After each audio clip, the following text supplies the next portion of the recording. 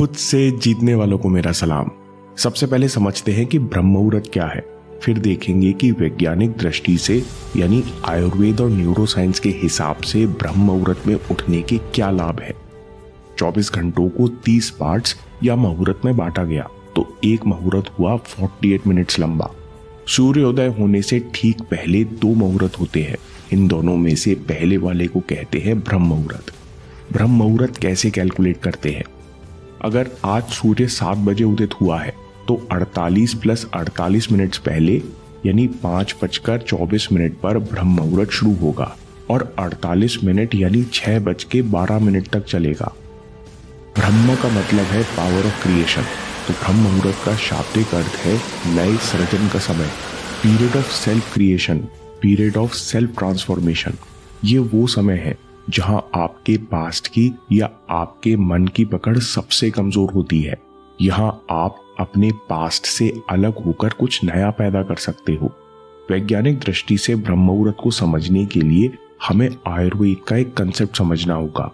ब्रह्म मुहूर्त और आयुर्वेद। आयुर्वेद के अनुसार हमारे शरीर में 3 दोष यानी 3 तरह की ऊर्जाएं होती हैं, वात, पित्त और कफ। तीनों दोष शरीर और नर्वस सिस्टम को विभिन्न तरह से चलाते हैं। अच्छे मन और शरीर के लिए ये तीनों दोष संतुलन में होने चाहिए। इन 3 ऊर्जाओं या दोषों में सबसे प्रमुख है वात। इसके 2 कारण हैं।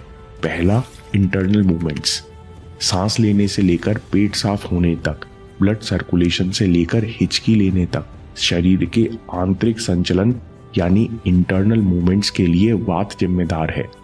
शरीर के जोड़ों में लोच यानी फ्लेक्सिबिलिटी के लिए भी वात जिम्मेदार है।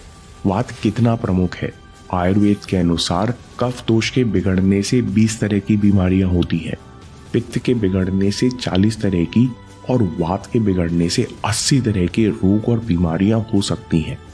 दूसरा कारण है वात दोष का सबसे बड़ा असर मन पर होता है, क्योंकि वात वायु और आकाश का बना होता है, मन भी वायु और आकाश का बना होता है। इसलिए वात का प्रभाव मन पर सबसे अधिक होता है। अगर वात बिगड़ा हुआ है तो मन बेचैन रहता है।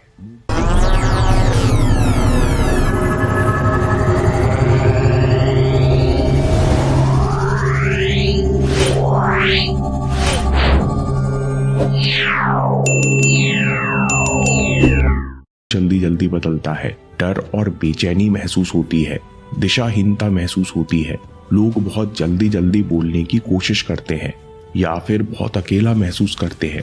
जब वात बैलेंस में होता है तो मेंटल क्लैरिटी और स्टेबिलिटी बढ़ती है, साथ में क्रिएटिविटी और इंट्यूशन भी बढ़ते हैं। लेकिन वात और ब्रह्म मुहूर्त का क्या संबंध है?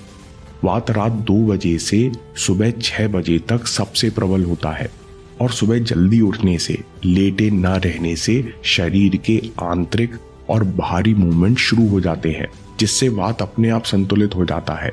इसलिए सुबह उठने पर जब वात सही रूप से संचालित होता है तो पेट अच्छे से साफ होता है, मेंटल क्लैरिटी बढ़ती है, ध्यान करना, पढ़ना और याद रखना इस समय आसान हो जाता है। साथ में इमोशनल वेलबींग और फ्लेक्सिबिलिटी बढ़ती है। दोस्तों, आयुर्वेद के इस कंसेप्ट को न्यूरोसाइंस भी साबित करती है। Pineal gland. हमारे दिमाग में पिनियल ग्लैंड है जो मेलाटोनिन पैदा करता है। मेलाटोनिन का काम है मन को शांत करना। मेलाटोनिन रात में बढ़ना शुरू होता है और सूर्य के साथ एकदम से घटता है। ब्रह्म मुहूर्त के समय मेलाटोनिन चरम पर होता है। डॉक्टर जो डिस्पेंजा मेलाटोनिन को मिरेकल मॉलिक्यूल कहते हैं, क्योंकि इस समय मेलाटोनिन के चरम पर होने से विचारों का वेग शांत होता है। आप मन की प्रोग्रामिंग के पार जाकर, पुराने इमोशंस और सीमाओं के पार जाकर सबकॉन्शियस को रीप्रोग्राम कर सकते हो। इसी तरह की बात पहले भी कही गई है। सेल्फ नॉलेज यानी आत्मज्ञान। प्राचीन शास्त्रों में जैसे अष्टांग हृदय के अनुसार ब्रह्म मुहूर्त खुद को जानने के लिए सबसे अच्छा समय है, क्योंकि इस समय वातावरण में स्थिरता होती है, मन सतर्क और अलर्ट होता है। ये समय ध्यान करने के साथ साथ पढ़ने और मनन करने के लिए भी आदर्श समय है। ब्रह्म मुहूर्त में क्या करना चाहिए? रात में हल्का भोजन कीजिए, इससे ब्रह्म मुहूर्त में उठने में आसानी होती है और आलस नहीं होता। इस समय शरीर की क्रियाओं से मुक्त होकर शांत बैठना चाहिए। सबसे पहले महसूस करना चाहिए कि आज मेरा नया जन्म हो रहा है। मैं अपने पास्ट और सभी लिमिटेशन से मुक्त हूँ। ये समय ध्यान, अफर्मेशन और लक्ष्य के विजुअलाइजेशन के लिए भी सर्वोत्तम है। नोट करें, हम ब्रह्म मुहूर्त में प्लानिंग का काम नहीं करते, क्योंकि ब्रह्म मुहूर्त के तुरंत बाद अगला मुहूर्त है समुद्रम। इस समय शरीर और मन का मूवमेंट बढ़ता है। ये समय सोचने और प्लानिंग करने के लिए उत्तम है। इस समय एक्सरसाइज करना भी अच्छा माना जाता है। इसके बाद सूर्योदय होता है। उदय के समय सूर्य का ऐसा एंगल होता है कि सूर्य की किरणें दिमाग के पिनियल ग्लैंड तक बिना किसी रुकावट के पहुंचती हैं। यानी सूर्योदय के साथ पिनियल ग्लैंड अच्छी मात्रा में सेरोटोनिन बनाना शुरू कर देता है। सेरोटोनिन मूड एलिवेटर हार्मोन है जो हमारे दिमाग और पूरे शरीर में अच्छे मूड के संदेश भेजता है, जिस कारण दिन भर पॉजिटिविटी रहती है और एकाग्रता बढ़ती है। इसलिए ब्रह्म मुहूर्त में जागने वाले लोग ज्यादा अच्छा और संतुष्ट महसूस करते हैं। एक और इम्पोर्टेंट बात, ब्रह्म मुहूर्त सर्कैडियन रिदम को रीसेट करती है। स्ट्रेस और मॉडर्न लाइफस्टाइल के कारण मेलेटोनिन और सेरोटोनिन की साइकिल्स बिगड़ जाती हैं, जिससे सर्कैडियन रिदम बिगड़ जाती है। 24 घंटे में ब्रह्म मुहूर्त वो समय है जिसमें जागने से हमारी सर्कैडियन रिदम अपने आप रीसेट होती है, जिससे हमारी इंटरनल साइकिल्स, हार्मोन साइकिल्स सब सही पैटर्न में लौट आते हैं। ऐसा कहा जाता है कि ब्रह्म मुहूर्त के समय वातावरण में नेसेंट ऑक्सीजन सबसे ज्यादा होती है। नेसेंट ऑक्सीजन खून में हीमोग्लोबिन के साथ मिलकर शरीर में ऑक्सी हीमोग्लोबिन बनाती है। ऑक्सी हीमोग्लोबिन हमारे शरीर में ऊर्जा भरती है, इम्यून सिस्टम को ताकत देती है और हमारे खून के एसिड लेवल्स को संतुलित करती है। इसलिए ब्रह्म मुहूर्त में उठना सेहत के लिए भी अच्छा होता है।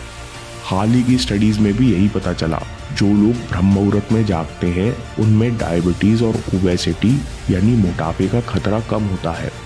सुबह जल्दी उठने से शरीर में ऑक्सीडेटिव तनाव भी कम रहता है, जिससे शरीर के बूढ़ा होने की प्रक्रिया यानी एजिंग प्रोसेस भी धीमी हो जाती है।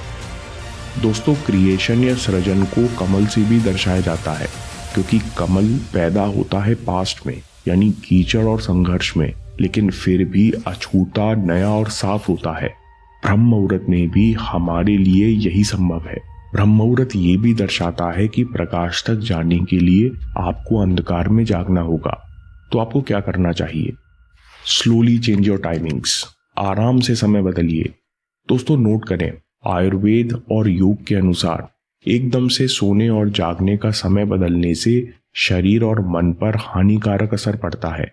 इसलिए हर रात आधा घंटे जल्दी सोएं और हर दिन आधे घंटे जल्दी उठें।